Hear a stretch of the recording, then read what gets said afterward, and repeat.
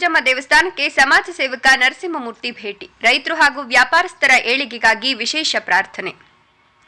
ಶಿಡ್ಲಘಟ್ಟ ಈ ಭಾಗದ ಅತ್ಯಂತ ಶ್ರದ್ಧಾ ಕೇಂದ್ರವಾಗಿರುವ ಮತ್ತು ಐತಿಹಾಸಿಕ ಹಿನ್ನೆಲೆ ಹೊಂದಿರುವ ಪುರಾತನ ಪೂಜಮ್ಮ ದೇವಸ್ಥಾನಕ್ಕೆ ಮೀನಾಕ್ಷಿ ಫೌಂಡೇಶನ್ ಅಧ್ಯಕ್ಷರು ಹಾಗೂ ಸಮಾಜ ಸೇವಕರಾದ ಬೀರಪ್ಪನಹಳ್ಳಿ ಗೌಡನವರ ನರಸಿಂಹಮೂರ್ತಿಯವರು ಭೇಟಿ ನೀಡಿ ದೇವಿಯ ದರ್ಶನ ಪಡೆದರು.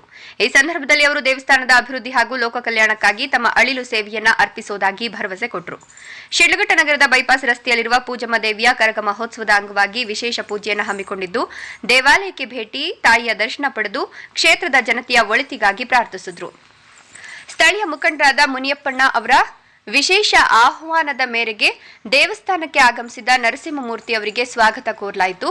ಈ ಸಂದರ್ಭದಲ್ಲಿ ಮಾತನಾಡಿದ ಅವರು, ಈ ದಾರಿಯಲ್ಲಿ ತಾವು ನಿರಂತರವಾಗಿ ಸಂಚರಿಸುತ್ತಿರುವುದಾಗಿ ಮತ್ತು ಈ ಪುರಾತನ ದೇವಸ್ಥಾನದೊಂದಿಗೆ ತಮಗೆ ಮೊದಲಿನಿಂದಲೂ ಭಾವನಾತ್ಮಕ ಸಂಬಂಧ ಇದೆ ಅಂತ ಸ್ಮರಿಸಿದ್ರು. ಮುನಿಯಪ್ಪಣ್ಣ ಅವರ ಕರೆಯ ಮೇರೆಗೆ ಇಂದು ಇಲ್ಲಿಗೆ ಬಂದು ದೇವಿಯ ಸೇವೆ ಮಾಡುವ ಸೌಭಾಗ್ಯ ಸಿಕ್ಕಿರೋದು ಸಂತಸ ತಂದಿದೆ ಅಂತ ಹೇಳಿದ್ರು.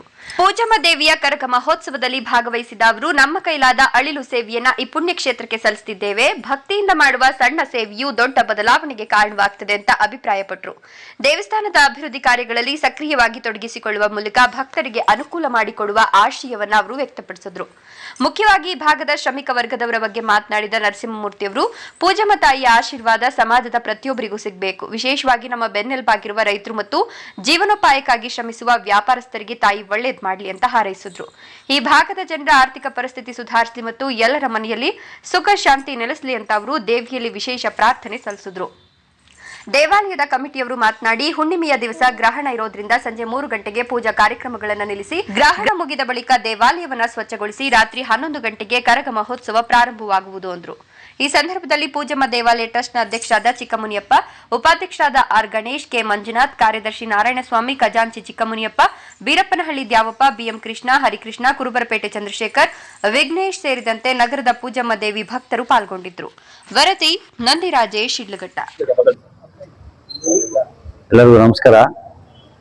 ಈ ಪೂಜಮ್ಮ ದೇವಸ್ಥಾನ ತುಂಬಾ ಪುರಾತನ ದೇವಸ್ಥಾನ.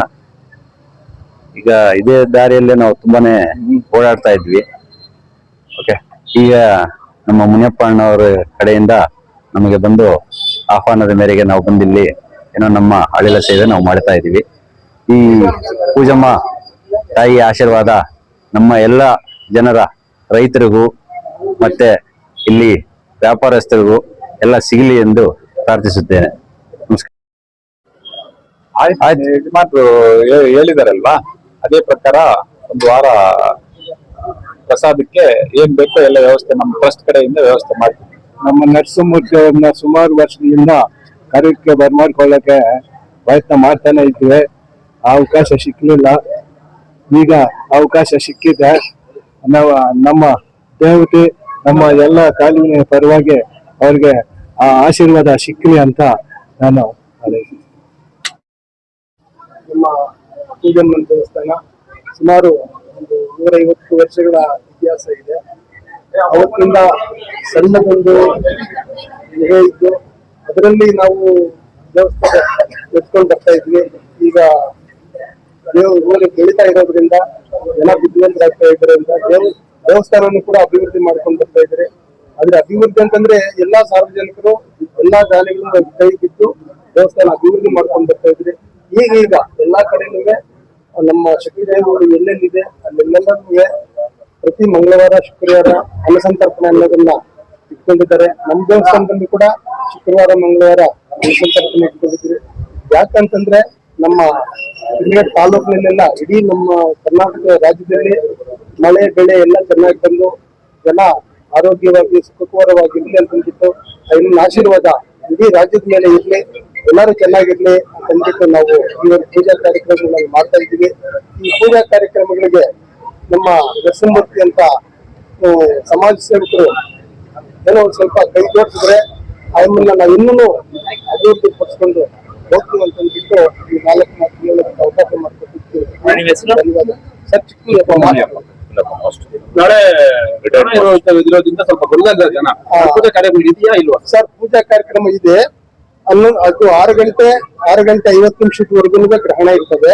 6 ಗಂಟೆ 50 ನಿಮಿಷ ಆದ್ಮೇಲೆ ನಮ್ಮ ಪುರೋಹಿತರು ಬರ್ತಾರೆ. ಪುರೋಹಿತರು ಬಂದು ಇಲ್ಲಿ ನಾವು ಅದಕ್ಕೆ ಏನೇನು ಮಾಡ್ಬೇಕು ಅಂತ ಅಂದ್ಬಿಟ್ಟು ಎಲ್ಲಾ ಸಿದ್ಧತೆಗಳನ್ನ ಮಾಡಿಸಿ ತದನಂತರ ದೇವರನ್ನ ನಾವು ಅಲಂಕಾರ ಮಾಡಿ ಆಮೇಲೆ ನಾವು ಒಂದೊಂದು ಕಾಲ್ಗೆ ಕರಗವನ್ನ ಇಲ್ಲಿಂದ ಇದ್ ಮಾಡ್ತೀವಿ. ನಾಳೆ ರಾತ್ರಿಗೆ ನಾಳೆ ರಾತ್ರಿ. ನಾಳೆ ಬೆಳಗ್ಗೆ ಎಷ್ಟು ದಿವಸ ಇರುತ್ತೆ ಸರ್ ನಾಳೆ ಬೆಳಗ್ಗೆ ಊರೆಲ್ಲ ಮೆರವಣಿಗೆ ಹೋಗ್ಬೇಕು. ಇದು ನಮ್ದು ನಾವು ಇಷ್ಟು ದಾರಿಗಳಂತ ಅಂದ್ಬಿಟ್ಟು ನಾವು ಲಿಮಿಟ್ ಮಾಡಿಲ್ಲ. ನಾವು ಟೌನ್ ಎಲ್ಲಾನು ರಸ್ತೆಗಳು ಏನಿದೆ ಆ ರಸ್ತೆಗಳೆಲ್ಲ ಕವರ್ ಮಾಡಿ ಸುಮಾರು ಅಂತಂದ್ರೆ ಒಂದು 2:30-3 ಗಂಟೆ ಆಗುತ್ತೆ ನಾವು ಕರಗ ಇಡಿಸುತ್ತೆ. ಅದಾದ್ಮೇಲೆ ಮತ್ತೆ ಹಂಗೆ ಒನಕೆ ಕರಗ ಒನಕೆ ಕರಗ ಬಂದ್ಮೇಲೆ ಆ ಕಾರ್ಯಕ್ರಮ ಮುಗೀತದೆ. ತುಂಬಾ ಸ್ವಲ್ಪ ವಿಜೃಂಭಣೆಯಿಂದ ಮಾಡ್ಬೇಕಂತ ಅಂದ್ಬಿಟ್ಟು ನಮ್ಮ ಹುಡುಗರೆಲ್ಲ ಇದ್ ಮಾಡಿರೋದ್ರಿಂದ ಈಗ ಅಣ್ಣ ಅವರೊಂದು ಅವ್ರ ದಾನಿಗಳು ಏನೇನಿದೆ ಅದನ್ನು ಅವ್ರ ಕೈಯಿಂದ ದಾನಿಗಳ ಮುಖಾಂತರ ಅದನ್ನೆಲ್ಲ ಇದ್ ಮಾಡಿ ನಾವು ಈ ವ್ಯವಸ್ಥೆಯನ್ನು ಮಾಡ್ತೀವಿ.